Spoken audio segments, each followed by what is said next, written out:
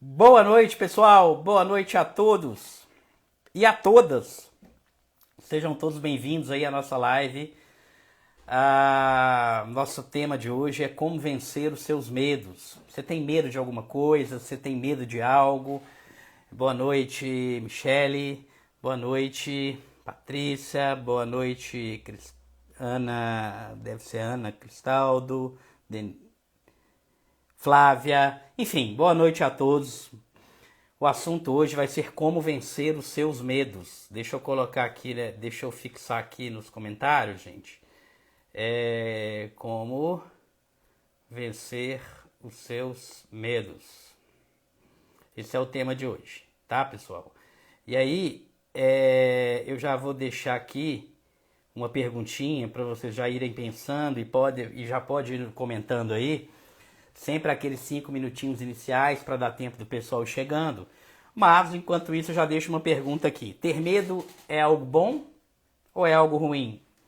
Vai ficar salvo sim no YouTube, tá, Márcia? Eu já aproveito para convidar todos aí que não me acompanham lá no YouTube para me seguir no YouTube também, tá? Se inscrever lá no canal do YouTube. Tem vários vídeos lá. Normalmente eu não coloco todos aqui. Tem alguns vídeos mais longos que ficam lá no YouTube, tá bom?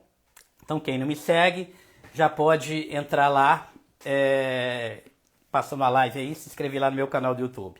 Mas então, gente, ter medo é algo ruim ou é algo bom? Depende, mais ou menos, não sei. Quem dá mais aí? Ter medo é algo ruim na maioria das vezes. A Johanna tá falando. A Andrea tá falando que é horrível.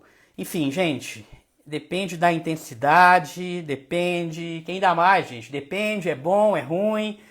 Esse é o assunto de hoje aqui, tá? Como vencer os medos e se a gente tem que vencer mesmo esses medos, né? Será que se a gente exterminar o medo da nossa vida, será que é algo vale a pena mesmo fazer isso? Então, medo ajuda ou atrapalha, né? Vamos pensando aí pra gente já começar o nosso assunto de hoje, a nossa live de hoje. Eu tenho certeza que vai ajudar bastante, tá? Vai ser uma live onde eu vou falar alguns conceitos, mas a ideia aqui é ser muito prático também, né? Então eu vou falar para vocês assim como que atualmente se dá o tratamento das fobias, que é uma variação do medo que a gente vai falar aqui, tá? Olha lá, a Nilza não queria sentir medo, o medo paralisa, ajuda e atrapalha. Gostei dessa resposta, porque na verdade é isso mesmo, tá? Ajuda e atrapalha, né? Tudo vai depender de... Olha lá, a Marcinha tá falando que é péssimo. Enfim, né, gente? Olha que legal, né? A gente vê que tem cada pessoa fala uma coisa, claro, cada pessoa tem a sua crença em relação ao medo, né? O medo excessivo, como tudo, atrapalha. Então, gente, só para a gente iniciar aqui, dar um norte sobre o que a gente vai falar aqui hoje, tá? O que eu preparei aqui para falar para vocês hoje, tá? Então, basicamente, eu vou definir para vocês o que é medo, tá? E aí eu já comecei perguntando se o medo é bom ou ruim, porque a gente vai ver que depende mesmo, tá? Vão ter situações onde o medo é bom, vão ter situações onde o medo é ruim. Normalmente, quando a gente está falando de um medo bom, aquele medo que a gente tem que ter mesmo, que faz bem pra gente, a gente vai chamar isso de medo mesmo, tá? E normalmente quando a gente falar de um medo patológico, vamos dizer assim, daquele medo ruim, a gente vai chamar de fobia. Então, primeiro tópico de hoje, eu vou definir para vocês o que é medo. Depois, quando que esse medo deixa de ser um medo bom e se transforma numa fobia, que seria um medo ruim, tá? Ou também, quando que esse medo vira uma preocupação, e aí a gente tem dois tipos de preocupação, aquela preocupação produtiva e a preocupação improdutiva ou não produtiva, tá? Vou passar alguns dados para vocês sobre fobia, dados de prevalência, mas isso vai ser bem rapidinho, como eu disse, aqui eu quero ser um pouco mais prático, tá? E aí, gente, e aí depois que eu falar isso, eu já vou entrar aqui, ó, tá falando como tratar a fobia. Aí eu vou falar para vocês a origem das fobias, ou seja, como que desenvolve um medo patológico na gente, ou seja, como que isso começa, qual que é a origem disso. E a partir do momento que a gente entender a origem do medo, ou seja, como que esse medo começa e o que mantém esse medo, vocês vão ver que vai ficar muito fácil a gente entender como que é feito o tratamento das fobias, tá? Dos medos, ou seja... E no finalzinho eu vou falar para vocês, será que existe algum remédio, algum comprimido que trata medo? Tá? Já adianto que não, mas enfim, tá? Vamos falar isso que tem gente que acha que tem remédio para medo e comprimido, realmente não tem, tá? Aqui eu não tô falando que não tem tratamento não, tá, gente? A gente vai ver que tem tratamentos muito eficazes, por sinal, tá bom? Então, olha só, definição de medo, quando o medo vira fobia, que na verdade a fobia é um medo patológico, alguns dados sobre fobias, origem das fobias, o tratamento das fobias, se vale a pena tratar qualquer tipo de fobia, tá? E se existe remédio para as fobias. Eu tenho certeza que quem me acompanhar aqui vai perceber, assim, vai ter uma clareza em relação aos medos, tá? Como se trata um medo, tá bom? Gente, então olha só. Qual que é Nilza, a fobia é um tipo de ansiedade, tá? Olha só. Então vamos lá, gente, vamos dar sequência aqui. Qual que é a definição de medo? O que é medo? Ah, eu tenho medo disso, eu tenho medo daquilo, enfim. É horrível sentir medo, eu não queria ter medo, eu tenho medo de tudo, eu tenho medo de cobra, eu tenho medo de galinha. Vocês viram lá nos meus stories, né, gente? Eu achei que por ser uma coisa fácil de colocar, que eu ia dar conta de publicar todo mundo, mas assim, milhares de pessoas relatando seus medos lá, então assim, vocês viram lá, medo de galinha, medo de rã, medo de cobra, enfim, né? São infinitos os tipos de medos, tá? E o que é o medo, gente? Tá? É um estado, é uma resposta neuropsicológica diante de uma situação que oferece um perigo, tá? Então o sujeito ele vai avaliar alguma coisa como perigosa, tá? Então, por exemplo, você está lá diante, sei lá, alguém falou aí nos stories, né? Eu tenho medo de cobra. Gente, se você estiver diante de uma cobra, se você estiver diante de um leão, se você estiver diante de um tiroteio, ou você está diante, sei lá, de um jacaré, um predador, alguma coisa que te ofereça uma ameaça, aquilo vai desencadear em você uma resposta fisiológica. Quando eu falo fisiológica, só para a gente definir, eu estou querendo dizer físico, respostas físicas no seu organismo que vai te preparar para duas coisas, tá? A resposta do medo, quando você está diante de uma situação de perigo, o seu corpo, a fisiologia do seu corpo, o funcionamento do seu corpo, ocorrem algumas alterações ali no seu corpo, tá? Que vão te preparar, vão preparar o seu corpo para duas coisas. Na verdade, três, paralisa também, mas basicamente para duas coisas. Vão preparar o seu corpo para ou correr ou lutar. Então imagina, você está diante, vamos pensar aqui um exemplo que todo mundo dá, né? Mas que é um exemplo muito, muito, muito fácil da gente entender esse conceito. Você está lá andando no meio do mato, você deparou com uma onça ou com um leão. O seu corpo, sabiamente, vai disparar uma resposta fisiológica, uma resposta de medo. Vamos pensar o que acontece diante de uma situação? Você tem aquele frio na barriga, né? O seu coração começa a acelerar, a sua respiração fica ofegante, fuga ou luta, né? Seu coração acelera, a sua respiração fica ofegante, você tem contração muscular, toda a sua musculatura se prepara para isso. E se você vai precisar lutar ou fugir, o que você vai precisar? Você vai precisar de oxigênio, você vai precisar de muita circulação, você vai precisar de uma atenção. Imagina, você está diante de um leão, Aí você começa a pensar numa música que você gosta, você fica todo relaxado, todo calmo, todo tranquilo. O que vai acontecer com você? O leão vai te devorar, o leão vai te comer.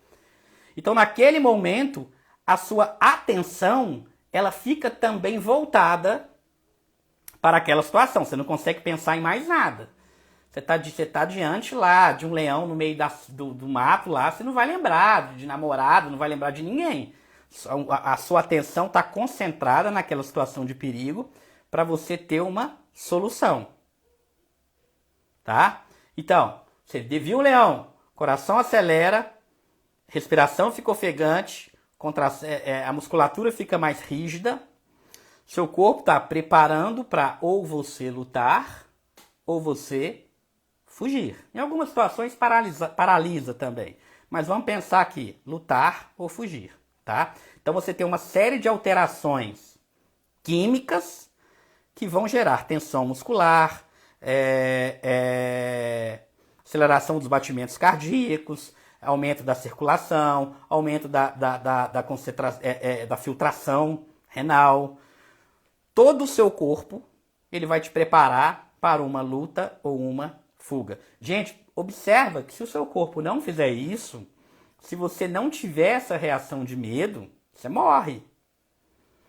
Então aqui eu estou falando para vocês o medo bom.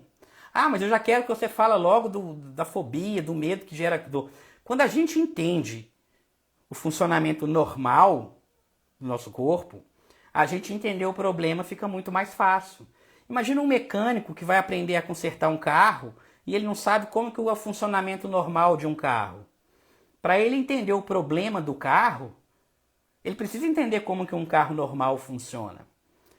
Por isso que se eu vou falar para vocês aqui de medo, de fobias, do tratamento para isso, antes da gente falar do tratamento e das doenças ou das patologias ou dos transtornos associados ao medo, a gente precisa entender o que é o medo e qual que é o papel normal desse medo. Então, se eu entendo o funcionamento normal do corpo, a hora que eu entrar nos transtornos, vão ficar muito mais fácil. Então, quando a gente entende o que é o medo, qual é a reação normal do medo, qual é o papel do medo, na hora que eu falar para vocês aqui de fobia e de preocupação, vai ficar muito mais fácil de entender. Tá? Então, por isso que eu estou gastando esse tempo aqui explicando o papel do medo no nosso organismo. Na hora que eu começar a falar de fobia, falar de preocupação, por exemplo, vai ficar muito mais simples a gente entender esses conceitos, tá? Então, você está diante de uma situação de perigo real, um leão te atacar, sei lá, uma cobra, um escorpião, um assalto, uma briga, você está num lugar, começou a ter uma briga, enfim, você dispara essa reação do medo, tá? Que vai te preparar para lutar ou fugir. Então você tem uma série de alterações fisiológicas. Observa, gente, na live que eu fiz acho que se não me engano tem um mês, que eu fiz uma live sobre emoções, qual é o papel das emoções. Observa que a reação do medo não é uma reação agradável. E, na verdade, as emoções, de um modo geral, elas não foram criadas para deixar a gente... para proporcionar prazer, sentimentos bons para algumas são, né? Como alegria, enfim. Mas boa parte das emoções, elas geram desconforto. Mas ela protege. Então, se você está diante de um leão, de uma ameaça real, aquela emoção do medo, ela vai te gerar um desconforto. Mas é um desconforto que vai te proteger. Então isso é muito importante a gente ter em mente. Olha, eu estou diante de um leão, está me dando um desconforto, mas é esse desconforto que vai fazer com que eu fuja daquele ambiente. Tá? Então, a grande característica do medo, você vai ter alterações físicas e você vai ter uma atenção que vai ficar focada naquele objeto ou naquela situação, objeto, animal, seja o que for, que te oferece um perigo real. E aí, você já pode começar a pensar, olha, se eu estou diante de um leão, meu coração acelera, a minha respiração aumenta, e eu saio correndo ou eu começo a lutar, o que eu vou fazer com esse oxigênio e com essa circulação? Eu vou gastar esse oxigênio. Eu vou gastar como? Correndo. Se eu estou correndo, eu estou gastando oxigênio. Agora, se eu desencadeio uma reação de medo aqui no meu escritório, e aí já eu vou começar a entrar no medo patológico, nas fobias, eu não vou gastar esse oxigênio. Por isso que é importante a gente entender o normal, o fenômeno normal, o normal para entender o patológico. Boa parte do que alimenta as reações de medo tem uma relação muito grande com o oxigênio. Tanto que a gente vai ver quando falar de tratamento, questão de respiração e outras técnicas. Ou seja, esse excesso de oxigênio, ele acaba... Ô Alessandra, muito pertinente a sua pergunta, tá? Se deveria fugir do medo. Na verdade, não, tá? A fuga do medo aumenta o medo. Mas não precisa assustar, porque tem um jeito correto de fazer isso. E quando eu falar de tratamento, eu vou falar exatamente sobre isso, tá? Sobre essa questão da fuga do medo. Então, olha só, você está lá diante de um leão, diante de uma situação de perigo, você vai ter um momento você vai ter alteração muscular, respiratória, cardíaca, uma série de alterações, mas a situação vai exigir que você tome uma providência. Você vai sair correndo do leão, você vai gastar o seu oxigênio, você vai exercitar a sua musculatura, você vai precisar daquela circulação que está aumentada e a situação vai passar. O leão vai embora, você vai subir numa árvore e o medo passou, acabou. Foi uma reação desagradável? Foi. Depois você vai encontrar com seu amigo e falar, nossa, menino, você não sabe o que aconteceu, menino. Encontrei um leão ali, menino, tive que sair correndo. Meu Deus, passei até mal, achei que eu ia morrer, senti muito mal e tal, mas passou a situação. Nossa senhora, vira história para contar. E depois você vai contar, se o leão não te devorar, né, gente? Mas enfim, vira história para contar. Passou. Um medo veio e passou. E aí, foi bom, foi gostoso, foi delicioso sentir aquela reação de medo? Não, foi péssimo. Mas foi aquela reação de medo que fez com que você fugisse daquela situação. Imagine, você está lá no meio da selva, você depara com um leão e você não dispara a reação do medo. Podemos pensar aqui no medo como um alarme, né? Um sinal de alarme. Imagina que você está lá diante de um leão e a sua reação do medo ela não é disparada. O que vai acontecer? Ô, leãozinho, vem cá, deixa eu passar a mão no seu, você é bonitinho e tal. Na hora que você falou isso, já era, né? Leão te devorou. Você tá andando, tá acontecendo um tiroteio, um assalto, uma briga, e você falou, ô, gente, vamos dançar, vamos ficar tranquilo, vamos relaxar e tudo mais. Você vai tomar um tiro e vai morrer. Então observa que o medo, ele é desconfortável, como boa parte das emoções, a maioria das emoções são desconfortáveis, mas ele te protege. Então esse medo ele está te protegendo, por mais que seja desconfortável. Mas a situação passa e vai embora. Sentiu medo ali, o medo passou, o leão foi embora e acabou. Tá? Olha lá, não tenho medo de nada, isso é um perigo. Tá? Provavelmente algum tipo de medo você tem, por mais que você fala que não. Tá? Porque se você não tiver zero de medo, você não estaria aqui, você já estaria morta. Tá? E provavelmente você não ter medo de nada, quando você fala que não tem medo de nada, talvez você tenha menos medo que a maioria das pessoas. A chance de você morrer é maior do que das outras pessoas, tá, gente? Então, assim, é isso que a gente pode pensar. Existe também, né, o conceito assim, o medo, ele pode gerar muito sofrimento. Eu não vou falar isso aqui agora porque tomaria muito tempo. Mas o medo, ele pode gerar sofrimento, mas algumas pessoas sentem prazer no medo. É o que a gente chama de atitude contrafóbica. Por exemplo, vocês sabiam que muitas pessoas que escalam montanhas, paraquedistas, enfim, muitas dessas pessoas têm medo de altura? O sujeito tem medo de altura e encontra prazer pulando de paraquedas. Então, para algumas pessoas, a reação de medo é prazerosa, tá? Mas isso é outro assunto, tá? Isso é outro assunto. Então, vamos lá. Agora, gente, então, olha, o medo ele vai ajudar a ter cautela, evitar morte, evitar riscos. Então, o medo ele protege a gente, ajuda a gente a identificar alguns perigos e muitas vezes a gente preparar para aquele perigo. A gente entraria mais no campo aqui da preocupação, que é você se preparar para um perigo futuro, tá? Quando essa preparação é feita de uma forma adequada, é o que a gente chama de preocupação produtiva. quando essa preparação é feita de forma inadequada, seria a preocupação improdutiva. Então, de um modo geral, o medo protege a gente, tá? Porém, olha só, gente, quando esse medo perde a sua função de proteção, tá? Quando o medo ele deixa de ser protetivo, ou seja, se eu estou diante de um leão, eu tenho medo e eu consigo resolver aquela situação, é um medo adaptativo, ele está me adaptando no ambiente. Alguém falou aí que não tem medo de nada. Quando você vai atravessar uma rua, você só olha para os dois lados porque você tem medo de ser atropelado. Se você não tiver medo de nada, você vai atravessar a rua sem olhar para os lados. É o medo de ser atropelado que faz com que você olhe para os dois lados. Tá? Então, é o medo que te adapta a uma situação. Se eu vejo uma cobra andando aqui na minha casa, eu saio correndo dela, eu pego um pedaço de pau para me defender dessa cobra, é uma reação de medo que me adapta ao ambiente. Agora, se eu estou vendo uma televisão e passa um documentário sobre cobra na televisão e eu começo a disparar uma reação de medo vendo uma televisão, isso não é adaptativo.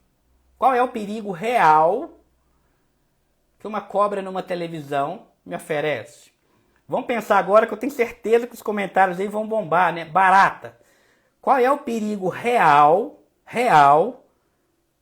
que uma barata oferece? Pode ser que alguns vão falar, não, é nojento, talvez traga algumas doenças, enfim. Talvez tenha até algum perigo mesmo. Mas é na intensidade que muita gente dispara. Quando você vê uma barata, é necessário você disparar uma reação de luta e fuga. É necessário você ter contração muscular, você aumentar a sua respiração, aumentar todo o seu fluxo sanguíneo, uma atenção direcionada, uma atenção talvez seria interessante você pegar seu chinelo ali, ou sei lá, né? Mas é desproporcional. Uma coisa é você ver no meio de uma selva um leão, outra coisa é você ver uma baratinha dentro da sua casa. Outra coisa é você ver o filme Rei Leão. Imagina uma pessoa que tem um medo de leão na selva. Tá perfeito. Tem que ter medo mesmo, vai sair correndo, vai lutar. Agora, imagine uma pessoa que dispara uma reação de medo do tipo luta ou fuga assistindo o filme Rei Leão. Rei Leão. Entende que não está adaptativo? É adaptativo eu disparar uma reação do medo diante de um leão real na minha frente. Agora, é adaptativo eu disparar uma reação do medo vendo um filme do Rei Leão, por exemplo? Não é. Então, o que você acha da terapia para ajudar no medo? É a única saída, não tem outra, tá? Nós vamos falar isso aqui agora, da sensibilização sistemática, na parte de tratamento do medo eu vou falar sobre isso, mas não tem outro tratamento. É o único, tá? Claro que quando você fala terapia é algo muito genérico. Eu entendo que você esteja falando de psicoterapia e já eu vou falar sobre isso, tá? Não se trata medo com remédio. Olha lá, e medo de galinha, minha amiga tem. Olha que legal esse exemplo, né? É adaptativo, você está diante de uma cobra cascavel dentro da sua casa, ela está armando bote e você disparar uma reação do medo para lutar ou para fugir e sair correndo? É, totalmente adaptativo. Você se adapta ao ambiente para se proteger. Agora, você está vendo uma galinha lá dentro de um galinheiro, seu coração acelera, falta de ar, você prepara para lutar ou fugir? Gente, a galinha está dentro do galinheiro, qual que é o perigo real disso? Nenhum. Mas a gente vai ver na parte de tratamento que não adianta a pessoa não saber que não tem perigo. Se fosse assim era muito fácil. As pessoas que têm medo aqui de galinha, as pessoas que têm medo de barata, as pessoas que têm medo de trovão, elas sabem que esse medo não é real. Elas sabem. A própria pessoa que tem medo de galinha vai falar, eu sei que não é real. Eu sei que isso que não faz sentido, mas eu tenho medo. E a gente vai ver quando eu falar de tratamento que, na verdade, essa resposta do medo é como se tivesse, de uma forma didática, gente, é como se você tivesse dois cérebrozinhos aí. Você tem um cérebro racional, uma parte racional do seu cérebro, que é essa que raciocina, mas você tem uma parte emocional. E esses cérebros, vamos dizer assim, que na verdade, o que eu estou falando aqui? Eu estou falando de uma parte mais frontal, pré-frontal, que está relacionado com o raciocínio e tudo mais. E estou falando de uma parte mais interna, que é o sistema límbico. O sistema límbico, ele meio que tem... O sistema límbico seria um cérebro associado com as emoções. E o sistema, o frontal, o córtex pré-frontal, estaria mais associado com a razão. Gente, eles não têm um diálogo muito bom entre eles, não. O sistema límbico, quando ele armazena uma memória de perigo, por mais que você queira convencer ele de uma forma lógica e racional, que ele, olha, não tem medo, não tem perigo, pode vir aqui, isso aqui não vai te fazer, não tem perigo, não tem erro nenhum, gente. Pelo amor de Deus, a galinha está trancada ali no galinheiro, qual que é o perigo de uma galinha no galinheiro? A pessoa fala, olha, eu sei que não tem perigo nenhum, tá? Porém, se eu chegar perto, eu disparo a resposta do medo. Por quê? A memória que foi gerada, aonde foi gerado esse medo, não é a memória racional, é uma memória límbica, é uma memória emocional, não é uma memória racional. Por isso que você simplesmente tentar provar para aquela pessoa com argumentação lógica que aquilo ali não tem medo, não resolve. Até faz parte um pouco do processo de tratamento, às vezes você mostrar para o paciente, olha, a estatística que não tem perigo, realmente, olha, nunca conheci ninguém que morreu atacado por uma galinha e tudo mais. De repente você mostrar isso para a pessoa pode ajudar, mas vai ajudar muito pouco. Por quê? Você trata a emoção com emoção. Você não cura a emoção com a razão.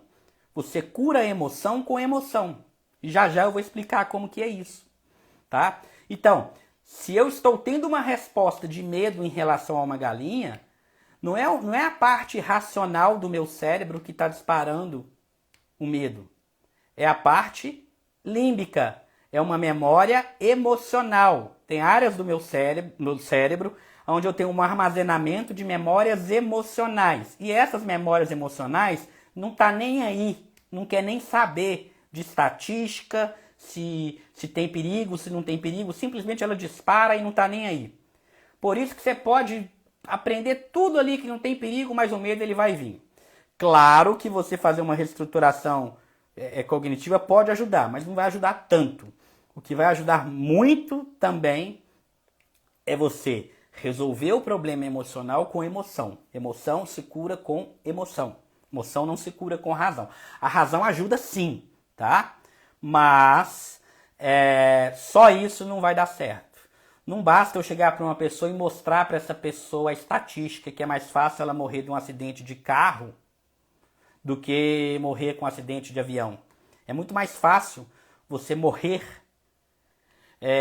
na estrada do que morrer num avião. Mas o seu emocional ele não conversa com o racional de uma forma tão simples, igual a gente quer que converse. Por isso que você chega e fala assim, gente, pelo amor de Deus, não precisa ter medo. Para, que bobagem, não tem perigo nenhum. A pessoa vira e fala assim, realmente não tem perigo nenhum mesmo, eu sei que não tem. Mas vai falar isso pro coração dela que tá batendo. Vai falar isso pra respiração dela que tá ficando ofegante. Vai falar pra musculatura dela que tá ficando rígida. Vai falar pra sensação de desmaio que ela começa a ter. Vai falar pros tremores que ela começa a apresentar. E a própria pessoa sabe que aquilo não é racional. Então você tentar tratar a emoção só com a razão, principalmente no caso das fobias, tá? Não vai adiantar muito, tá? Então, qual que é o ponto que eu queria deixar claro aqui? Até esse ponto, gente, só pra gente resumir o que a gente já viu até aqui, pra gente avançar. A gente vai avançar agora para um ponto muito importante. A gente vai avançar agora para entender como que esse medo surgiu, tá? De onde vem esse medo, como que esse medo surgiu e o que eu vou fazer para resolver ele. Então isso aqui é importante. Olha, por que que eu desenvolvi esse medo? Agora nós já estamos falando de fobia. Até esse ponto, a gente já entendeu qual que é a diferença de medo para fobia. Vamos só revisar isso aqui para a gente avançar para um ponto para entender a origem das fobias. Então, qual que é a diferença do medo para a fobia? O medo é uma reação fisiológica, uma reação do corpo diante uma ameaça real. O medo é necessário para a nossa sobrevivência. Então, esse é o ponto. O medo é uma reação do nosso corpo diante um perigo real. É desconfortável, mas é necessário para a nossa sobrevivência. Então, é uma reação adaptativa. Me adapta ao meio ambiente. Se eu estou diante de um perigo real, o meu corpo gera uma reação desagradável que me afasta daquele perigo real, por mais que isso incomode, isso é algo que me adapta ao meio ambiente. Quem não tiver medo nenhum, provavelmente vai morrer. Né?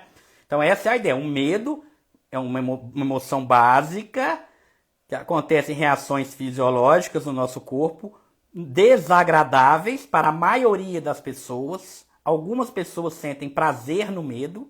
Tem muitos paraquedistas, pessoas que mexem com profissões de perigo aí, que sentem prazer no medo. Mas, de um modo geral, é uma reação desagradável, que sinaliza para a gente que tem um perigo real e é necessário para a nossa sobrevivência. Quando essa reação, ou seja, é um alarme. Quando essa reação desagradável começa a ser disparado toda hora em eventos, em situações que não oferecem um perigo real, quando essa reação de medo aparece em situações que não ofereçam um perigo real para mim, esse medo ele não me adapta, ele não é adaptativo mais. Muito pelo contrário, ele me gera uma desadaptação. Então aquele medo que não te adapta ao ambiente, que na verdade prejudica que você se relacione com o ambiente, a gente vai estar falando em fobia. Tá? Então basicamente essa é a diferença do medo para uma fobia. O medo te protege, a fobia não te protege. O medo ele vai ser transitório, ele vai durar rápido, só enquanto o estímulo estiver ali. Você está no meio do mato, você viu o leão, você teve a resposta de medo, você se defendeu do leão, espera que você se defendeu do leão, fugiu do leão, acabou, passou. Você está andando numa rua, começou a ter uma briga, durante aquela briga você teve uma resposta de medo, você saiu de perto daquela briga, foi adaptativo, porque te protegeu da confusão, te protegeu de uma morte, talvez, ou de uma agressão. Você saiu diante daquela situação de perigo real, o medo passou. É uma situação adaptativa. Agora imagina que você começa a ter esses medos toda hora, em qualquer lugar, e lugar que não oferece um perigo real. Você começa a disparar a reação do medo, a qualquer sinal. Você começa a disparar a reação do medo em situações que não geram perigo, em situações que não ofereçam um risco real. Quando isso acontece, aí sim nós estamos diante de uma fobia. Ou seja, você está diante de uma fobia porque você está disparando reações de medo toda hora em situações que não oferecem um medo real.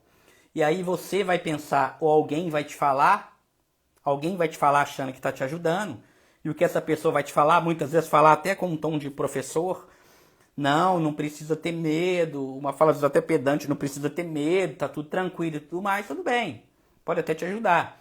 Mas a sua emoção, o seu sistema límbico, tá? Ele não conversa muito bem com a sua parte racional. Então, por mais que você entenda que aquilo não é real, a emoção de medo vai continuar. Ela vai ser disparada. Por quê? Emoção se trata com emoção na imensa maioria das vezes. E a gente vai ver como que trata isso. tá? Não basta falar para a pessoa que aquilo ali não tem medo. Até ajuda. A pessoa tem muito medo de avião. Você mostrar para essa pessoa as estatísticas, por exemplo, de você morrer de avião é algo muito baixo, ajuda. Pode ajudar sim, mas só ajuda. Não vai resolver o medo, tá? Porque a memória desse medo não está armazenada na parte racional do seu cérebro. Ela tá armazenada numa parte emocional. Então você tem que acessar essa parte emocional para a pessoa entender que aquele medo é para você desfazer esse medo, tá? Então espero que vocês entenderam aqui a diferença de fobia para a diferença do medo. Boa parte, então, né? A gente vai ter que pensar, né, na proporção. Então aqui, ó, a gente vai ter que pensar o seguinte, olha, as principais características que vão diferenciar uma fobia de um medo o medo na fobia, né? Um exagero do medo, tá? Interfere na forma como essa pessoa vive, é crônico. O medo ele não é crônico. Se você está diante de um leão, você tem a resposta do medo. O leão foi embora, acabou o seu medo. Agora, a fobia é algo crônico, tá? Ansiedades intensas, agudas, muito intensa, tá? E é generalizado. A fobia tende a ser generalizado para qualquer situações. E aí alguém falou aí, né, sobre a questão de evitar, fugir do medo. A gente vai ver que, obviamente, né, o que a gente faz, o que todo mundo faz quando tem medo? Foge.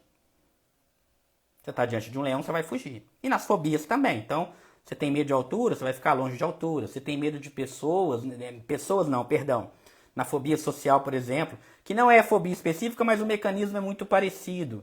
Você tem medo ali de ser julgado pelas pessoas, o que você vai fazer? Você vai evitar ao máximo as pessoas. Você tem medo de barata, o que você vai fazer? Você vai evitar ao máximo a barata. Você tem medo de escuro, tá? Você tem medo de escuro, o que você vai fazer? Você vai manter sua casa acesa o tempo todo. Você vai dormir de luz acesa, você vai colocar até um holofote dentro da sua casa. Você tem medo de escuro, por quê? Você quer fugir do escuro, porque o medo gera um desconforto. E a gente vai ver já, daqui a pouquinho, que quando a gente foge, o que a gente faz? A gente aumenta o medo.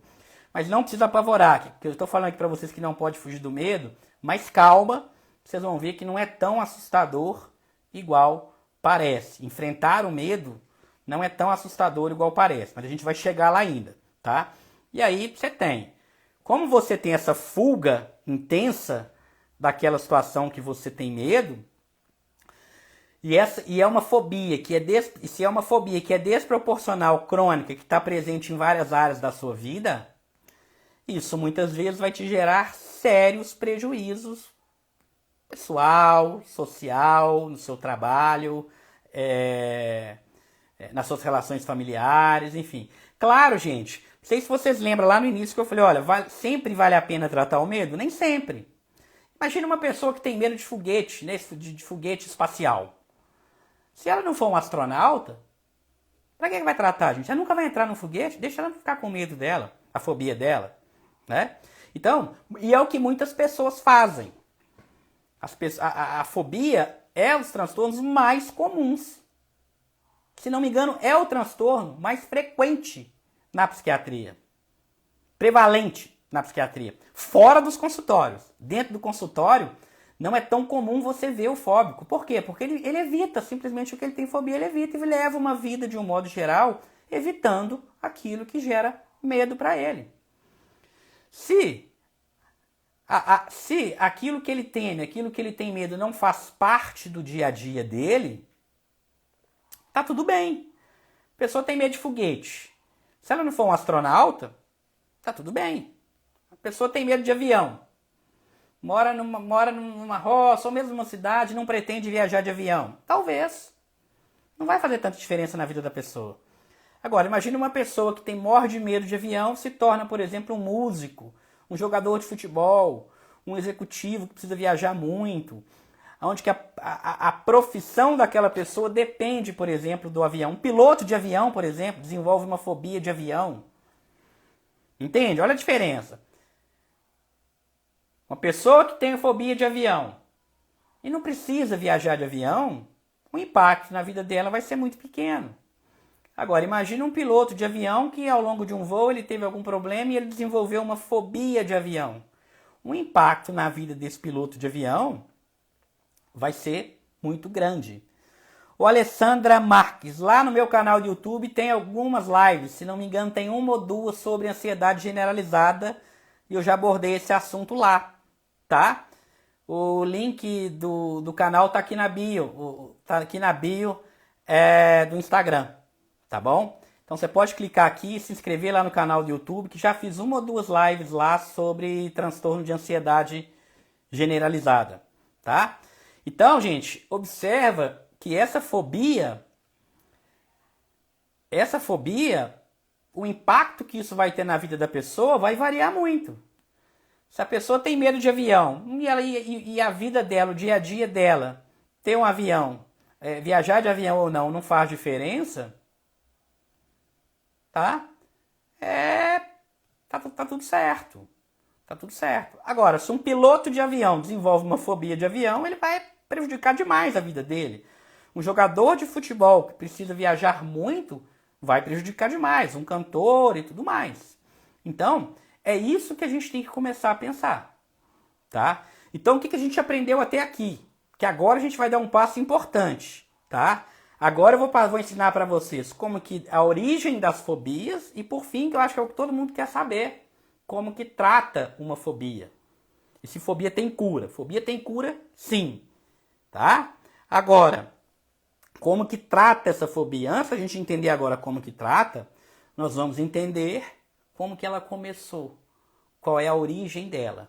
Então, olha, comecei falando para vocês o que é medo, resposta normal do nosso corpo a uma situação de perigo real.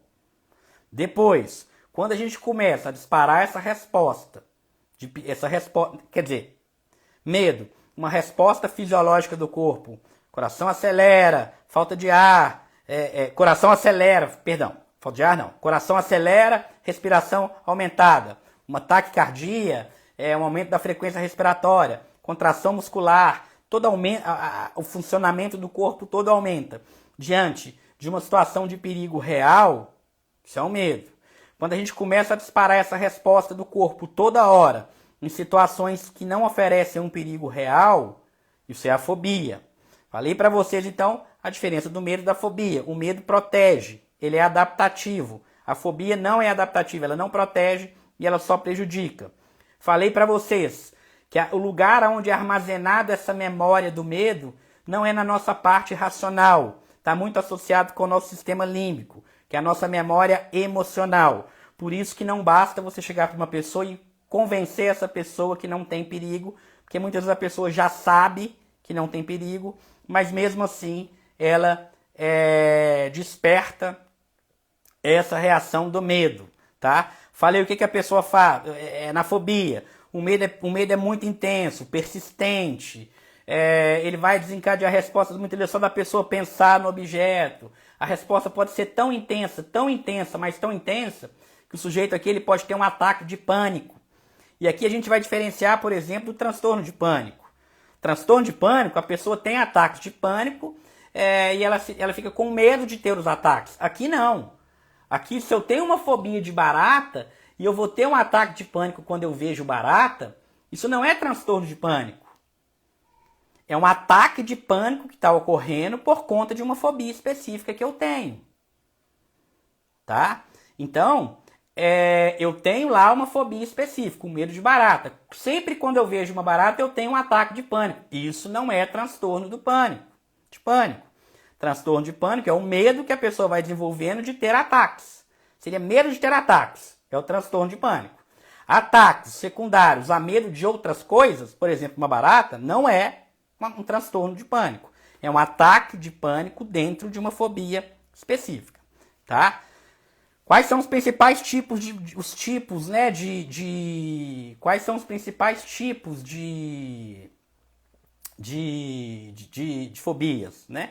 De um modo geral, as fobias vão estar associadas com animais, cobras, insetos, cachorros, enfim, né? Fobias situacionais, ou seja, avião, elevador, dirigir, ambientes naturais, fobias tem gente de medo de tempestade, trovão, sei lá, medo de enchentes, enfim. Uma fobia muito interessante, que é uma das únicas fobias assim que tem um correlato genético muito grande, que é a fobia de sangue, injeção e ferimento. E é muito interessante que a fobia de sangue, injeção e ferimento, até no aspecto de tratamento, ela tem uma particularidade. Que a gente vai ver que técnicas de relaxamento para fobia de sangue, injeção e ferimento, elas podem acabar piorando a situação. A fisiopatologia, o que está por trás da fobia de sangue, injeção, ferimento, aquela pessoa que se vê um sangue desmaia. Não sei se vocês já viram ou conhecem alguém assim, né? E quando eu falava lá atrás sobre a questão do papel da proteção que um medo pode ter, a fobia de sangue, injeção, ferimento, só a título de curiosidade, né? Tem algumas pesquisas que mostram, por exemplo, que tribos, né? Durante guerras, conflitos, quando a pessoa era ferida e ela começava a sangrar, ela desmaiava. Isso tinha por conta de ver o sangue. E isso tinha... Jane, é exatamente essa fisiologia da fobia de sangue, injeção, ferimento, tá? A pessoa ela tem um aumento da pressão e logo em seguida ela tem uma queda de pressão e faz com que a pessoa caia. Então, Jane, não é só a sua pressão que cai não, tá? É a pressão de todo mundo que tem a fobia de sangue, injeção, ferimento. O tratamento, inclusive, vai ser você fazer estratégias que, enquanto você estiver experienciando algum tipo de situação assim, já eu vou falar, para que a sua pressão não caia durante uma exposição. O tratamento passa por isso daí. E aí, gente, tribos estavam lá tendo conflitos, brigas, guerras e tudo mais. Quando a pessoa era ferida e tinha uma fobia desse tipo, ou via sangue, ela desmaiava. A pressão dela caía. Você viu aqui que nos comentários alguém falou isso. Quando a pressão cai e a pessoa deita no chão, o que acontece com o sangramento dessa pessoa? O sangramento dela vai diminuir. Então, até de um ponto de vista evolutivo, essa fobia, quem tinha fobia de sangue, injeção, ferimento, durante os conflitos, ao longo da história, né, que a gente está pensando aqui ao longo de milhares de anos atrás, aí, não milhares de anos, mas assim, os feridos que tinham fobia de sangue, injeção, ferimento, eles tinham uma maior chance de sobrevivência. Se você está tendo um sangramento e a sua pressão cai e você deita, o seu sangramento ele diminui e você conserva energia. Isso faz com que a probabilidade de você morrer seja menor. Então esse é um mecanismo que ao longo da evolução humana funcionou muito bem. Mas hoje não faz mais sentido, né? Você está vendo uma pessoa tirar um sangue, você está no hospital, você desencadeia essa resposta, tá? Mas o fato é que você desencadeia, e como eu já falei há pouco tempo aqui, não adianta você convencer a pessoa que não faz sentido. Por quê? Porque isso é uma memória que está encrostada aonde? No seu sistema límbico. É uma memória emocional, não é uma memória racional. E você só acessa as memórias emocionais com emoção. Gente, então vamos lá, porque eu já estou vendo que já tem um tempinho aqui, olha. Vamos passar agora para entender, tá? Como que o medo se origina, tá? Como que o medo se origina e como que a gente trata. Eu tinha colocado aqui, eu vou passar rapidinho aqui, tá? Essa parte de alguns dados assim sobre as fobias, porque isso é mais de curiosidade, tá? Início normalmente por volta dos 10 anos ali de idade, né? 10, 15 anos, ou seja, o desenvolvimento da fobia normalmente é muito cedo na vida da pessoa. Claro que tem pessoas que desenvolvem mais tarde, associado a traumas e tudo mais, mas por volta de 10 anos mais ou menos, né? Normalmente, não é sempre, mas boa parte das fobias estão sim associadas com um evento traumático, não são todas. E aí quando eu falar já da origem das fobias, a gente vai ver como que isso se dá. As mulheres, de um modo geral, têm 2 vezes mais chance de ter fobias que os homens. E aí, novamente, vem a dúvida, né? Se realmente elas têm mais ou se elas procuram mais do que os homens, tá? O subtipo mais comum é o subtipo do animal, tá?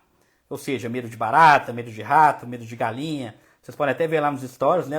As fobias de animais, assim, foram as que mais ganharam, né?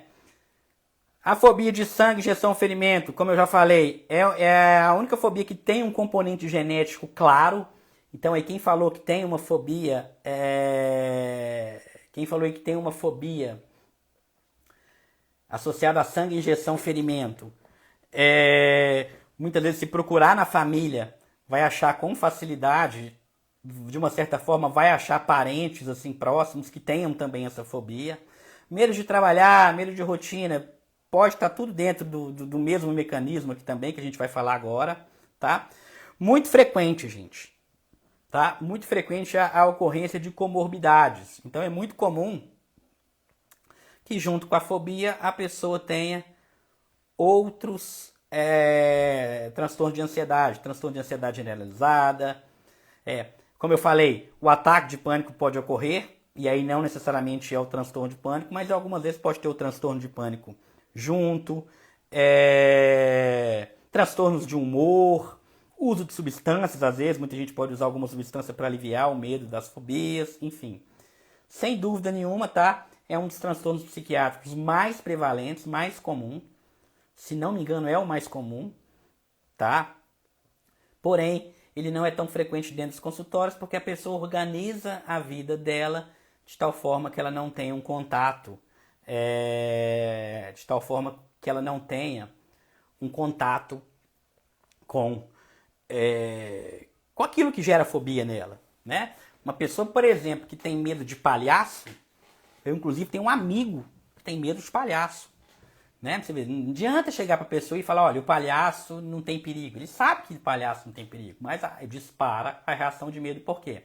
A memória é emocional, não é uma memória racional, tá? Então, gente, vamos entrar aqui agora na origem das fobias, origem dos medos, tá? E logo em seguida a gente vai falar sobre o tratamento. Tá? Então, olha só, a gente tem alguns modelos aqui que explicam a origem das fobias. Tá?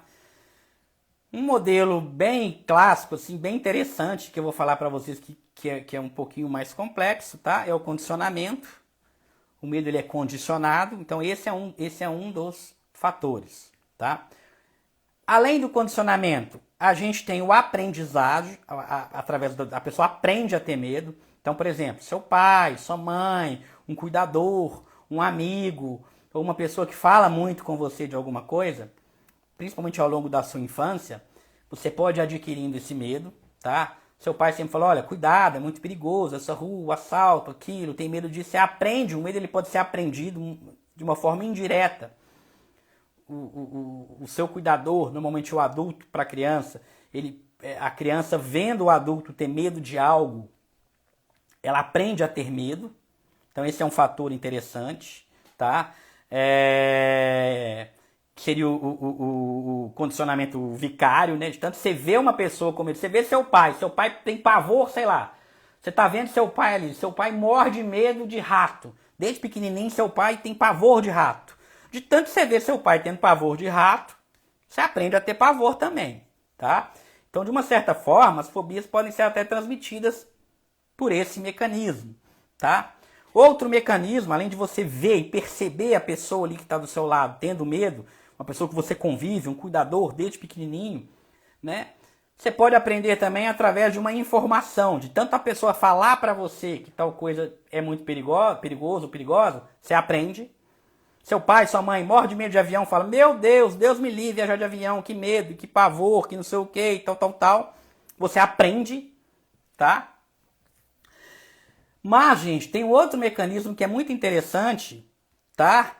Que é o condicionamento. Como que é esse condicionamento? No nosso corpo, no nosso organismo, existem certas respostas fisiológicas do nosso corpo, e essas respostas, elas são desencadeadas por estímulos naturais. Eu vou dar um exemplo. Pensa uma comida, um alimento que você gosta. Sei lá, Pode ser uma pizza, pode ser um sanduíche, pode ser ou mesmo uma comida, um arroz, uma verdura, sei lá, né? Quando você vê um alimento que você gosta, ou mesmo um alimento que você não gosta, mas quando você está com fome, por exemplo, ou mesmo quando você não está com fome, e você vê um alimento, o que acontece quando você vê um alimento? Vamos lá, gente, você está lá com fome, ou mesmo você não está com fome, mas você viu um alimento que você gosta. Pensa um alimento que você gosta. E normalmente, né, gente, a gente tem uma tendência a gostar daquilo que não é muito saudável, né? Sorvete, pizza, macarrão, lasanha, enfim, né? Mas pensa em um alimento que você gosta. Pensa no cheiro desse alimento. Exatamente, você saliva. Olha lá, alguém falou saliva. Tem mais coisas além da saliva. O que mais? A saliva, sua barriga talvez ronca um pouquinho, né? Assim, saliva, olha, todo mundo falando que saliva. Beleza. Agora imagina o seguinte, imagina que você está na sua casa e esquece o alimento agora. Esqueceu o alimento? Olha lá, dá vontade de comer. Sim, dá vontade de comer, mas além da vontade de comer, você vai salivar, você vai ter reações físicas, você vai ter reação no seu corpo. O melhor exemplo aqui seria o da saliva. Mas perfeito, vai te dar vontade de comer sim. O paladar, você saliva. Vamos pegar o exemplo da saliva, tá? Dá fome, beleza, aumenta a fome, né? Você está sem fome, você vê uma coisa que você gosta, você desperta o desejo por aquilo ali, me dá vontade de comer, desejo, saliva. Ok. Agora imagine o seguinte, esquece o alimento, tá? Esquece o alimento. Ah, e o que isso tem a ver com medo? Tá perdendo o foco? Vocês vão ver que não. Se vocês entenderem isso aqui, vocês já entenderam tudo, tá? Ó, você saliva. Observa que estou falando de saliva, eu estou falando de algo físico. É algo físico. Você saliva e você não tem controle sobre aquilo. A felicidade é uma emoção de felicidade. A boca enche de água, exatamente. Então, se você vê, tá? Algo, sentir o cheiro de algo que você gosta, você vai salivar. Agora esquece o alimento. Você está deitado na sala da sua casa, sentado na varanda da sua casa, enfim, dentro de casa, sei lá onde você está aí, e passa uma moto e buzina. Aquela buzininha da moto. O que acontece com a sua saliva? Nada. Provavelmente não vai acontecer nada com a sua saliva. Por quê? A buzina da moto não é um estímulo que faz com que você salive. O que faz com que você salive é o cheiro da comida. Se passa uma buzininha de uma motoca, uma moto e buzina, você não sente saliva nenhuma. Não é assim? Não tem nada a ver. O que tem a ver buzina de moto com saliva? Absolutamente nada a ver. Agora imagina que você foi lá para a casa da sua mãe, para a casa de alguém, ou mesmo na sua casa mesmo, e você passa uma semana pedindo uma comida que você gosta pelo um aplicativo aí de pedir lanche, pedir comida. Como que essa comida costuma chegar na sua casa? Essa comida costuma chegar com a moto e o cara e o motoqueiro que está entregando a comida, muitas vezes ele não vai bater a campainha, ele vai buzinar. Então olha lá, um tanto de buzina passando na sua casa, você não tem reação fisiológica, você não saliva por conta de buzina de moto. Mas a partir do momento que você começa a pedir um alimento e esse alimento começa a vir pela buzina da moto, passado alguns dias, você não precisa mais do cheiro do alimento. Basta você escutar a buzininha da moto, o que vai acontecer com a sua saliva? Você está lá na sua casa, aí chegou uma moto no vizinho, que não tem nada a ver com você. Tem nada a ver com você. E buzina lá, a motinha buzina. Bibi. O que vai acontecer com a sua saliva? Você vai salivar. Não vai? Mesmo sem o cheiro. Mesmo sem o cheiro, você vai salivar. Ou seja, é o que a gente chama de condicionamento. Você condicionou um estímulo que era neutro. Uma buzina de moto não tem nada a ver com saliva. Mas agora você já associou a buzina da moto com a saliva. E aí, mesmo se não tiver o alimento mais, se não tiver o alimento mais, se não tiver o cheiro mais, só a buzina da moto é capaz de fazer com que você tenha a salivação. E aí vocês podem pensar várias situações que acontecem isso, né? Sei lá, às vezes uma pessoa que você gosta, tem alguma coisa que você associou com essa pessoa, e aí quando você vê essa pessoa, você tem uma emoção agradável, você tem uma reação física gostosa, e aí você tá andando, você não tá com essa pessoa mais, mas quando você vê alguma coisa que você associou a essa pessoa, aquilo te dá uma emoção prazerosa. E isso é um dos mecanismos do medo. Associação. Então, às vezes... Pensa, vamos pegar aqui agora quem tem medo de injeção. Injeção, ferimento. Vamos entender agora a origem do medo. Se você pegar uma injeção com agulha, pode ser até com agulha, e entregar para um bebezinho, pequenininho, entrega uma injeção para esse bebê. O que ele vai fazer com essa injeção? Vai começar a brincar com a injeção. E muitas vezes vai até machucar, né, gente? Eu falei da agulha aqui, só um exemplo. Pelo amor de Deus, ninguém vai dar injeção. Olha lá, a Marina Tavares falou, tem um pavor de injeção. Então vamos pegar o exemplo aqui que a Marina falou que tem pavor da injeção. Se você pegar uma injeção e entregar para uma criança, essa criança vai brincar com a injeção. Ela não tem medo de injeção. Por quê? A injeção, assim como a buzina da moto, é um estímulo neutro. Então a injeção, a moto no caso, a buzina da moto, despertou a salivação porque a pessoa associou a buzina com o alimento. Mas antes de ter o alimento, a buzina não despertava nada. Então agora vamos pensar a injeção. Você entrega uma injeção para uma criança, você olha uma injeção, você não tem resposta de medo, você não tem resposta nenhuma. Porque aquela injeção é neutro. Agora, a partir do momento que você associa a injeção à dor, aí você vai lá no médico pela primeira vez, você tomou uma injeção. Você associou a figura da injeção à dor. E aí você fez uma resposta de medo. Depois, em algumas pessoas, mesmo que você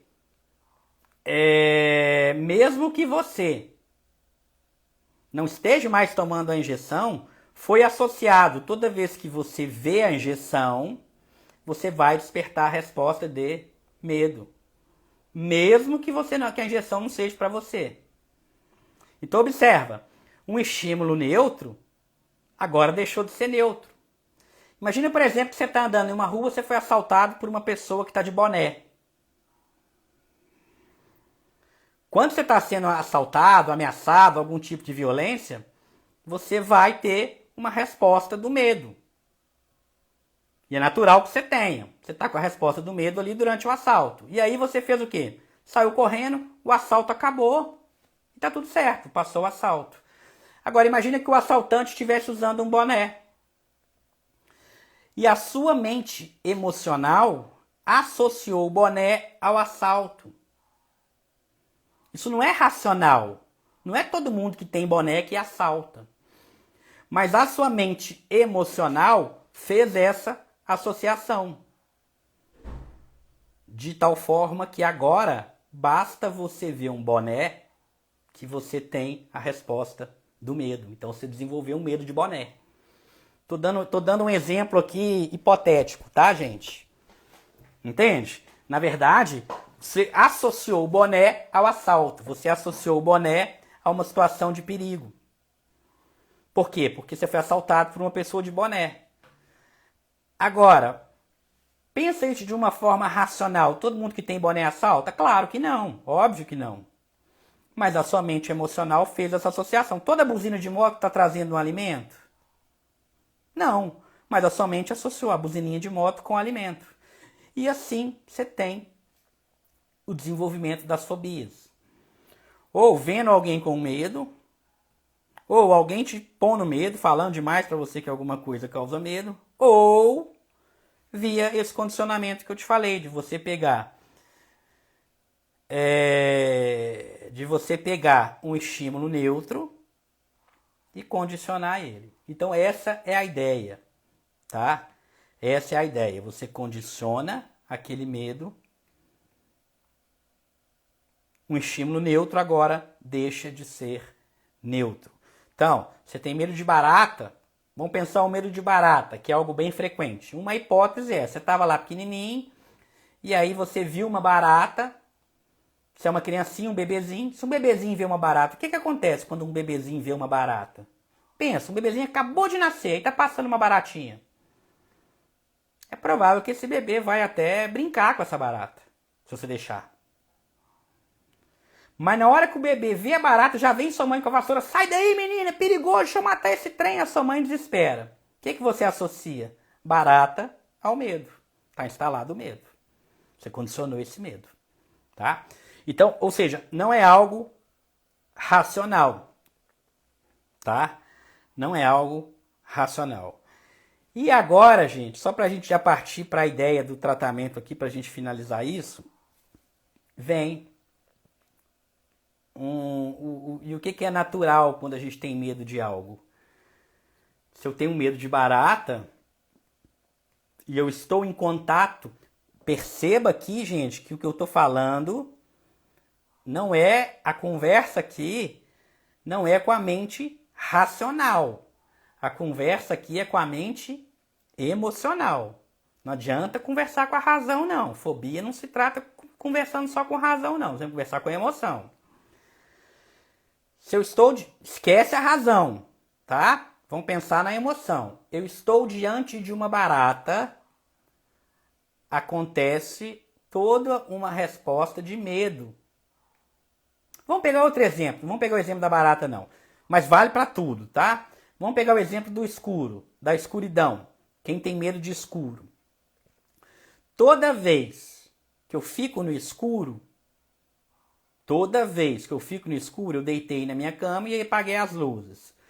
Eu tenho uma resposta de medo.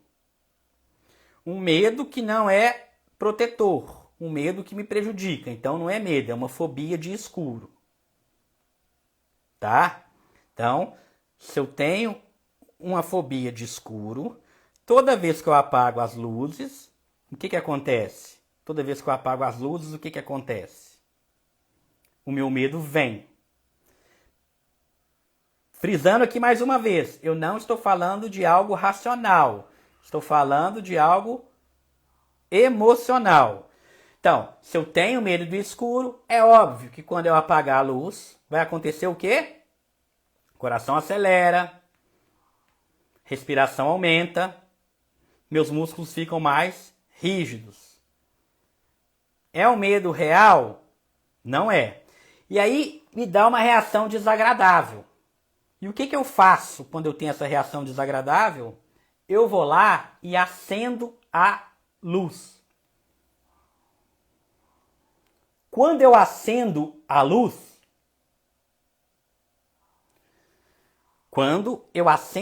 eu tenho medo do escuro, vai me dar uma reação desagradável, uma reação desconfortável. Vamos entender isso aqui, gente, que isso aqui é a base do tratamento para todas as fobias. O que eu vou falar aqui agora é a base do tratamento para todas as fobias. Nós estamos chegando no final aqui. Então eu expliquei o que é medo, o que é fobia, o que é medo, o que é fobia, como que desenvolve as fobias, e agora eu estou chegando no final falando como que trata. Tá? Não existe remédio comprimido para tratar a fobia. Tá tomando remédio para tratar a fobia, principalmente se for tarja preta. Você está piorando a sua fobia. Tá? Você pode usar o remédio num paciente que tem fobia? Até pode, mas para tratar comorbidade. Um paciente que tem fobia, ele pode desenvolver, por exemplo, uma depressão. Aí você vai tratar com remédio. Então não precisa ficar bravo se você está tomando remédio, não. Talvez você está tomando um remédio para tratar uma outra ansiedade, um outro transtorno de ansiedade, uma depressão que está associada, você desenvolveu um transtorno do pânico, e aí você vai ter que tratar esse transtorno do pânico, tá? Ô Pri Nunes, agora que eu vou explicar aqui como que trata a fobia e acaba sim, tá? A fobia tem tratamento sim, tem cura na verdade, tá bom? Então fica aqui, presta atenção que você vai entender isso de uma forma definitiva, tá? Então olha só, não existe um comprimido para tratar fobia. E agora, quem acompanhou até aqui já entendeu alguns conceitos que eu falei, e agora nós vamos falar, nós estamos chegando para o final, nós vamos falar do tratamento. Como que se dá o tratamento de uma fobia específica? Como que eu trato uma fobia? Como que eu trato um medo desadaptativo? Quando o medo ele perde a sua função original, que é proteger, ele acaba atrapalhando. Aí a gente não está diante de um medo mais, a gente está diante de uma fobia. Quem não viu até aqui vai conseguir entender um pouco essa ideia do tratamento. Claro que quem viu vai entender melhor, mas a live vai ficar salva, tá? Quem não me acompanha lá no meu canal do YouTube, pode ir lá se inscrever, que essa live vai para lá. Essa, inclusive, eu vou deixar aqui no Instagram, tá? Eu vou deixar essa live no Instagram aqui. Mas, normalmente, as lives vão para o canal do YouTube. Então, quem não me acompanha no YouTube, pode clicar no link da minha página e se inscrever no meu canal, que tem todas as lives lá. Transtorno de ansiedade generalizada, depressão, esquizofrenia. Todas as minhas lives estão lá. Exatamente, tá? O tratamento é dessensibilização sistemática, que a Aki Vieira falou aí. E eu vou explicar isso agora com detalhes para a gente caminhar para o final. Tá bom?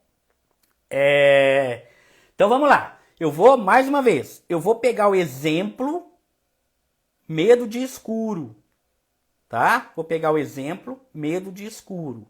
Mas o que eu estou falando aqui vale para todas as fobias de um modo geral.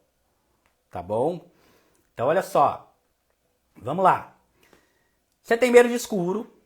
A pessoa apagou a luz, você vai desenvolver uma resposta de medo. Ou, mais especificamente, uma fobia. Como que é essa resposta do medo? Apagou a luz, você começa a ter coração acelera, respiração aumenta, tensão muscular. Vocês lembram que olha que interessante, vocês lembram que eu falei lá atrás que além do coração acelerar, da respiração aumentar, da rigidez muscular, você tem um foco de atenção para te proteger daquele medo? Você está diante de um leão, você tem que ficar concentrado no leão. Se você não ficar concentrado naquele leão, alguma coisa ruim vai acontecer. Então, no medo, você tem uma atenção muito focada no perigo. Se a sua atenção está focada no perigo e você não vai relaxar, provavelmente você não vai dormir bem. Tá vendo? Por que quem tem medo de escuro normalmente não dorme, tem dificuldade para dormir? Por que tem dificuldade para dormir? Claro, a atenção está toda concentrada no medo. E quando você dispara a resposta do medo, que na verdade é uma ativação do sistema nervoso autônomo simpático, o que acontece com o outro sistema nervoso, que é o parasimpático, que está associado com o relaxamento? Um é contrário ao outro. Então, se você ativa a resposta do medo, você não relaxa. Se você não relaxa, você não dorme. Por isso que quem tem medo escuro tem dificuldade para dormir. Claro, a resposta de medo, para você dormir, você tem que estar relaxado. Mas vamos lá. E aí você disparou uma resposta do medo. Você deitou, apagou a sua luz, você disparou uma resposta do medo. Coração acelera, musculatura fica rígida, atenção concentrada no medo, uma tensão, um aperto no peito. Seu corpo está preparando para quê? Para lutar ou para fugir. Respiração acelerada, contração muscular. Ou seja, você está preparando para entrar numa fuga, numa luta. Só que na verdade, gente, você está dentro do seu quarto deitada. Você não vai gastar esse oxigênio, você não vai gastar isso não tem para onde gastar. Você está no meio do mato, você vai correr do leão e vai gastar. Deitado você não vai gastar. E aí você vai, muito pelo contrário, esse excesso de energia que você está preparando ali para um medo que não, para um perigo que não existe, ele vai inclusive prejudicar o seu medo, prejudicar tudo. Tanto que o tratamento vai envolver técnicas de relaxamento, exceto para fobia de sangue, injeção, ferimento, que a gente não pode aplicar tanto técnica de relaxamento, porque a pessoa já tem uma queda na sua pressão. Mas enfim, tá? O que a pessoa faz? O que a pessoa faz quando ela apaga as luzes, dispara a resposta do medo, o que a pessoa normalmente faz imediatamente? Ela vai lá e acende a luz. Quando ela acende a luz, o que acontece com esse medo na hora que ela acende a luz? Na hora que ela acende a luz, o medo acaba. Claro, se ela tem medo de escuro, coração acelera, falta de ar, tensão muscular. Ai meu Deus, eu apaguei a luz, está me dando essa resposta ruim de medo aqui. O que eu tenho que fazer? Acender a luz. Quando eu acendo a luz, o meu medo, ele acaba. Foi embora meu medo, com a luz acesa eu não tenho medo. Observa, gente, vocês lembram que eu falei que a memória do medo não é uma memória racional. É uma memória emocional, não é uma memória racional. Ora, se eu acendo a luz e o meu medo acaba, o que acontece com a minha memória emocional? Qual é a mensagem que eu estou passando para o meu cérebro? Que realmente o escuro é um lugar assustador. Realmente o escuro é terrível. Claro que o escuro é terrível. Eu estou passando mal. Na hora que eu acendo a luz, eu começo a passar bem? Eu começo a sentir bem? Estou passando mal. Na hora que eu acendo a luz, eu começo a sentir bem? O que a minha memória emocional entende com isso? Evita ao máximo, Kelly. Não é só você que evita, tá? É quase todo mundo evita e é isso que alimenta o seu medo que eu vou explicar aqui agora. Então, se eu estou com medo do escuro, tenho toda aquela resposta de medo que a gente falou aqui. Na hora que eu evito o medo, acendendo a luz, o que acontece com a minha memória, que não é uma memória racional, que é uma memória emocional. Aqui o papo ele é profundo. O papo o papo aqui não é sobre entender de forma racional, é entender de forma emocional. Estou explicando o tratamento agora, Ana Nunes. Esse é o tratamento, tá? Então aproveita e me responde. Você está no escuro, passando mal. A sua memória emocional,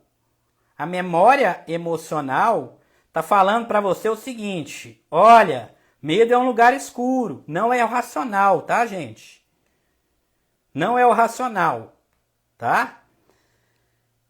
A memória emocional está falando para você: olha, o medo é um lugar escuro, o medo é um lugar perigoso. O escuro é um lugar perigoso, o escuro é assombrador, você não pode ficar no escuro, o escuro vai te dar muito problema, o escuro vai... Nossa Senhora, você não pode ficar no escuro de jeito nenhum. A sua memória emocional está falando isso para você. Falando como? Toda vez que você apaga a luz, você se sente mal. Então, o seu sistema límbico, a sua parte emocional, grita, sinaliza para você que o escuro é um lugar de perigo. E aí o que você faz? Acende a luz. Quando você acende a luz, o seu medo, aquela resposta de medo que você tinha, desaparece. Você começa a se sentir bem. De um ponto de vista em termos de evidência científica, Letícia, a terapia comportamental é a mais estudada, tá? Eu não vou entrar em psicanálise aqui para não gerar conflito, mas de um modo geral, o que a gente tem mais estudos para tratar a fobia é realmente a TCC, terapia cognitivo-comportamental, tá? Com a dessensibilização sistemática, que é o que eu vou falar aqui agora. Então, olha só, como neutralizar essa memória. É isso que eu vou ensinar aqui agora, tá bom? Então, Núbia, o tratamento é enfrentamento, mas eu já vou explicar como que enfrenta, tá? Não é simplesmente enfrentar com sofrimento, não. Vai enfrentar sem sofrimento. E é isso que a gente vai entender aqui agora, tá? Então, olha só. Você está no escuro, você tem toda aquela resposta de medo, aí o seu corpo está sinalizando para você que o escuro é um lugar extremamente perigoso. É uma memória emocional. Você acende a luz, o seu medo vai embora. Acabou o medo, estou me sentindo super bem. Aí você tá, não, deixa eu apagar a luz, todo mundo já dormiu. Você apaga a luz, o seu medo volta. Você acende a luz, o seu medo acaba. O que você está sinalizando para o seu corpo? Essa memória emocional sua está aprendendo o quê? Está aprendendo que realmente o medo é um lugar. O medo é um lugar perigoso. O escuro, não é o medo, o escuro é um lugar perigoso. Por que o escuro é um lugar perigoso? Ora, toda vez que eu apago a luz, eu sinto mal. Toda vez que eu acendo a luz, eu sinto bem. Então, o escuro é um lugar perigoso. Gente, e como que você vai vencer isso? Tá? Isso aqui é fundamental vocês entenderem. Olha, toda vez que você apaga a luz, você reforça para o seu cérebro, para a parte emocional, que a escuridão é um lugar perigoso. Então, se eu estou no escuro, sentindo mal, tendo resposta de medo, se eu tô no escuro, sentindo mal, tendo resposta de medo, e acendo a luz, o meu medo vai embora. Apaga a luz, o meu medo volta. Acendo a luz, o medo vai embora. Você só está reforçando para a sua mente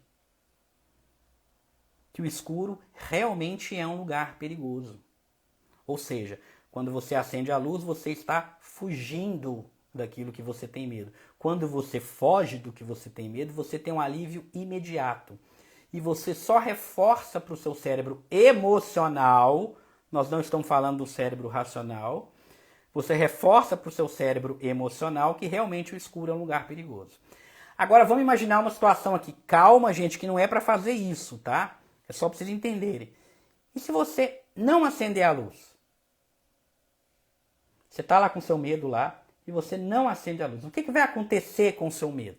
Se você não acender a luz? Essa não é a melhor maneira de tratar. Eu só estou explicando para em seguida vocês vão ver o que eu estou falando. Então, você está lá com medo de escuro, acendeu a luz, o medo foi embora. Apagou a luz, o medo voltou. E se você falar, não, quer saber? Não vou apagar a luz não, vou ficar aqui curtindo esse meu medo. Vai acontecer que seu medo vai subir, vai ficar um medo intenso, vai crescer, crescer, crescer, crescer, vai atingir um pico onde você vai estar com muito medo e depois ele vai começar o quê? Cair. Cair. Aí você faz isso de novo, seu medo vai lá em cima, depois ele cai. No dia seguinte você faz de novo, ele vai lá em cima, depois ele cai. No dia seguinte você faz de novo, ele vai lá em cima, lá e cai. Só que cada dia seguinte, calma aí, não precisa desmaiar não, tá? Não precisa desmaiar não, eu só estou mostrando o que acontece. Mas nós vamos ver que a gente vai fazer de forma gradual. Você não precisa desligar a luz toda. Você pode acender um abajur primeiro. Você pode fazer isso de forma gradual. Calma lá, eu só estou explicando o que vai aumentar a ansiedade. Perfeito, Ana Cláudia. Você vai ficar no escuro, a sua ansiedade ela vai aumentando, depois ela para de aumentar e começa a cair. No dia seguinte você faz de novo, ela vai aumentar também, mas ela não vai aumentar igual foi no dia anterior. Ela vai aumentar um pouco menos. No terceiro dia, ela vai aumentar menos ainda. No quarto dia, menos. E por aí vai, até você acontecer um processo que chama habituação. Porque você lembra que eu te falei que você só corrige problema emocional com emoção? Isso não é algo racional. A gente não trata um problema emocional com racional. Ana Nunes, não precisa rir de nervoso, tá? Porque aqui eu só estou explicando a fisiologia. O processo de tratamento ainda não é 100% isso. É a exposição, mas é a exposição gradual. Tá? Então, se você tem medo de escuridão, você pode de repente colocar um abajur. Talvez um abajur vai te gerar um desconforto, mas não vai fazer com que você passe mal.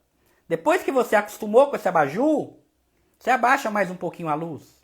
Depois você abaixa mais um pouquinho, e abaixa mais um pouquinho, e abaixa mais um pouquinho. Até o ponto que você ensinou, porque o que vai acontecer, gente? Se você está ali no escuro, vai chegar uma hora, a sua memória emocional vai começar a falar assim, caramba, eu já estou aqui no escuro tem um tempo e realmente não aconteceu nada.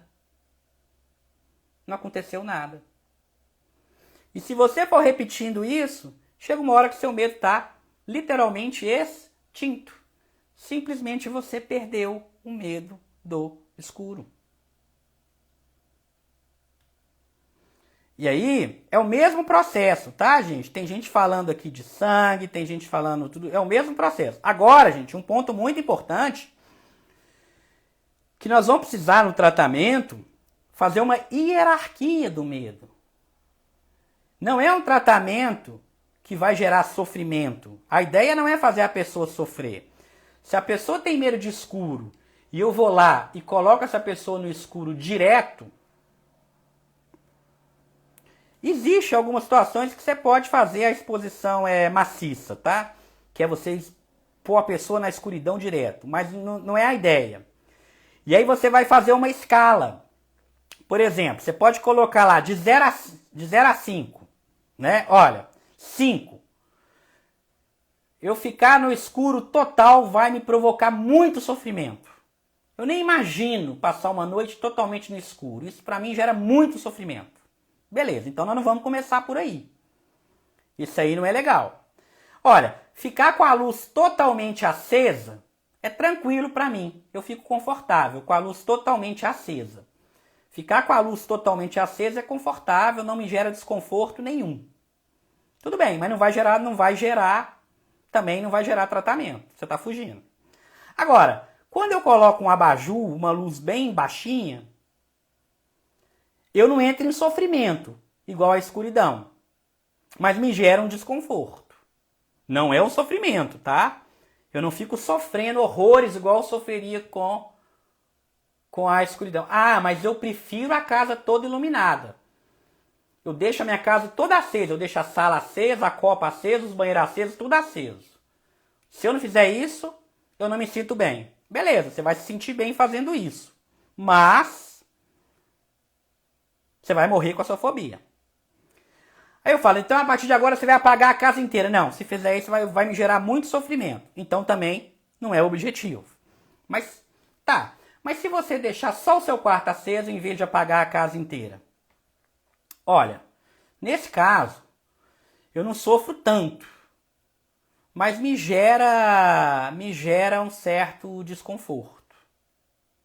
Ah, então você consegue fazer isso? Olha, vai me gerar um desconforto, mas eu consigo. Então tá, é aí que vai começar o tratamento.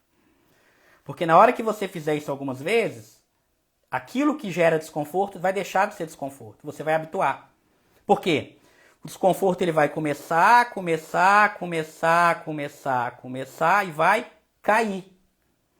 Depois ele começa de novo e vai cair. E depois que você conseguiu vencer essa etapa, você pula para uma outra etapa. Ou seja, é sim enfrentar o medo, mas não um enfrentamento que te gera sofrimento. É um enfrentamento que vai te gerar um desconforto. Um desconforto que vai sempre do mais leve para o mais intenso. Vamos pegar um outro exemplo. Uma pessoa tem medo de barata. Barata não, né? Muita gente fala que é nojento, mas vamos barata mesmo, tá? A pessoa tem medo de barata. Então, o que ela faz? Ela evita ao máximo barata. Porque aquilo para ela gera um ataque de pânico, talvez. É horripilante ver uma barata. Você não vai chegar para essa pessoa e falar assim, olha, passa a mão numa barata.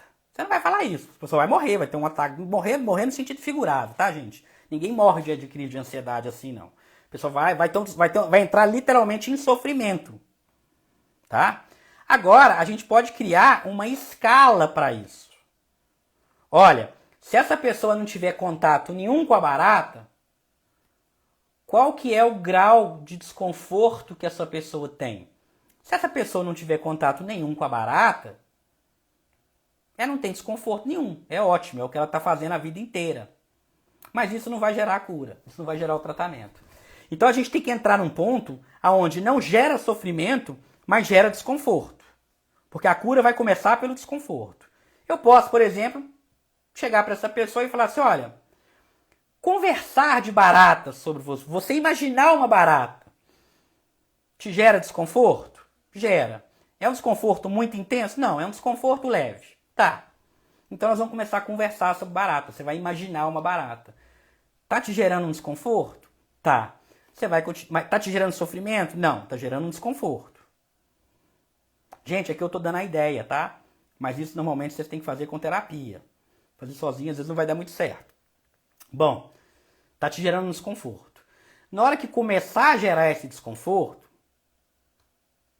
você pode fazer, por exemplo, você não só pode, como deve fazer o quê?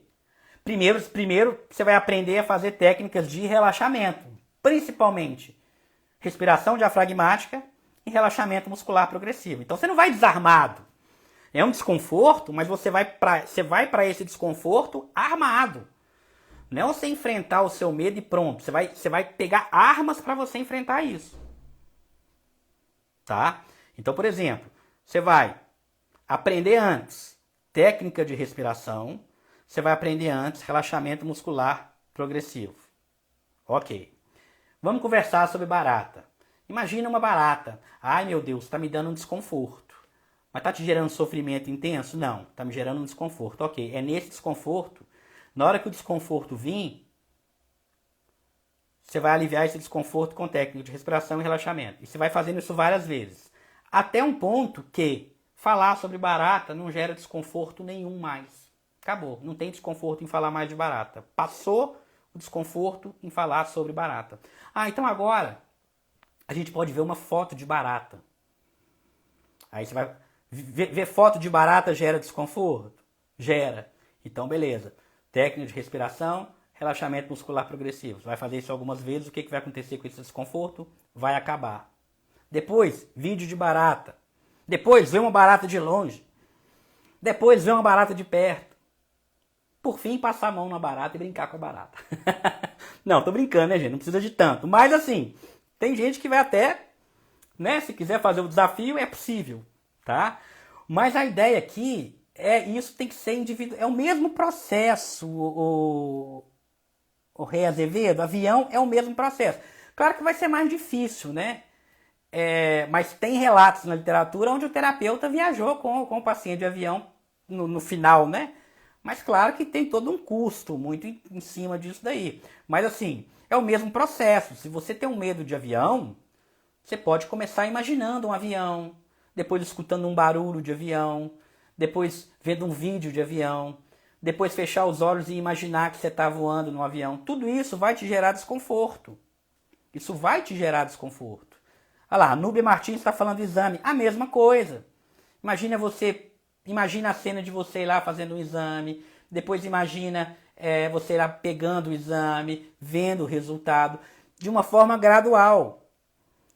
Agora, esse gradual, ele não é um padrão para todo mundo. Isso precisa ser individualizado.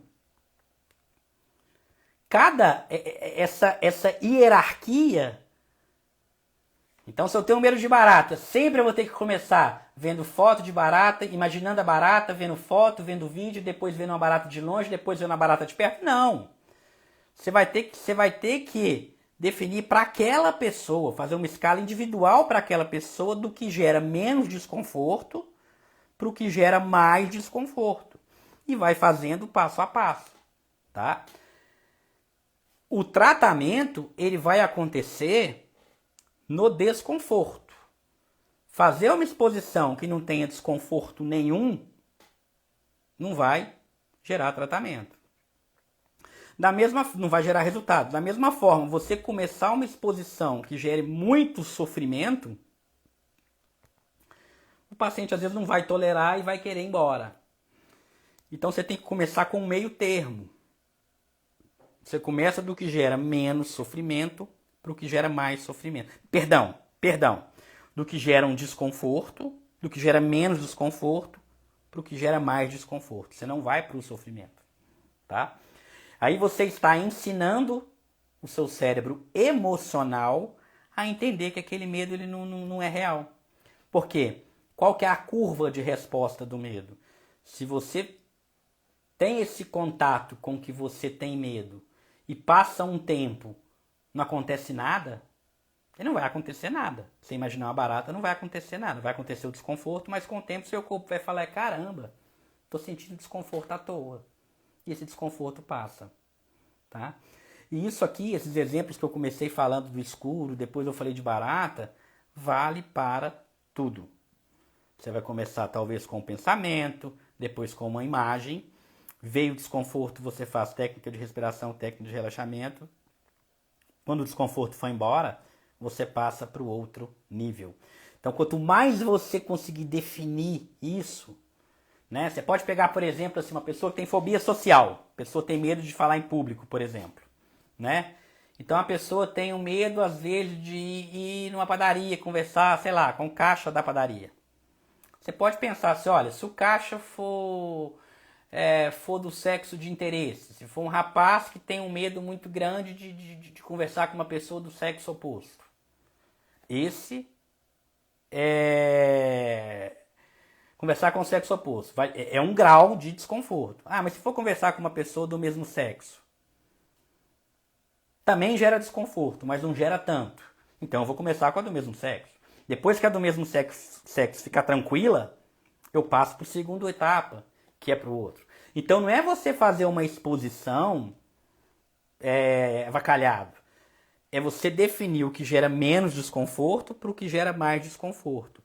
Quanto mais espaçado, quanto mais refinado for isso, mais fácil vai ser, tá? Na verdade, Liette Maciel, você trabalha com medos com hipnoterapia e está falando que o tratamento é mais rápido, com todo respeito, tá, do seu trabalho, mas não tem embasamento científico isso aí que você falou não, tá? Se a gente buscar na literatura atual, não procede isso aí que você falou não, tá bom? Com todo respeito à hipnoterapia, mas o tratamento padrão ouro, baseado na literatura científica atual, é esse que eu acabei de descrever aqui, tá bom? Não conheço o seu trabalho, a hipnoterapia é sim um método eficaz para algumas coisas, mas isso aqui você está enganada, tá? E é até uma certa propaganda enganosa. Você me perdoa a franqueza, tá bom? Mas voltando, essa é a ideia, tá, gente? Essa é a ideia, tá bom? A gente vai fazer esse tratamento e é rápido, tá? Igual a moça falou aí, que é mais rápido, que é não sei o quê. A desensibilização sistemática ela é rápida e é a cura para esse tipo de transtorno, tá bom? Então, assim, a gente tem que tomar cuidado com algumas falas, né? Porque, eu vou fazer isso mais rápido.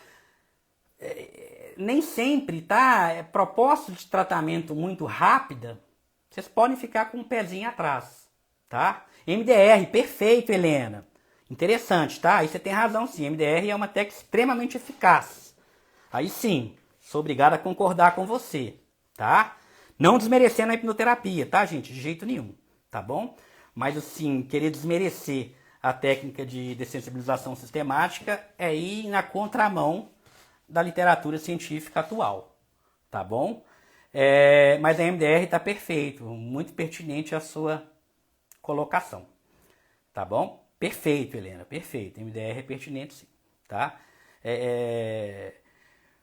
Enfim, gente, era isso, tá? Era isso que eu queria falar para vocês aqui em relação às fobias, tá? Lembrando, tratamento padrão ouro é assim a dessensibilização sistemática, tá bom? Espero ter ajudado vocês aí. Tá? Isso que eu estou falando aqui é a ideia geral do tratamento, tá? É sempre importante. O MDR está muito associado com trauma, tá, gente? É muito associado com trauma. É uma técnica válida, sim, mas está muito associado com trauma, mas foi pertinente o comentário. Agora, o pertinente da hipnose realmente não foi tão bem colocado, não. Tá bom? Mas então, essa é a ideia que eu queria passar para vocês, tá? Lembrando que aqui é uma ideia de como funciona o tratamento. Não necessariamente vocês vão ter que fazer isso sozinhos, tá? É só para entender qual é o processo. Não é que você tem que sair fazendo sozinho. É entender qual é o processo, tá? E aí sim, com o terapeuta preparado para isso, vocês vão construir uma escala junto daquilo que tem que do menor para o maior.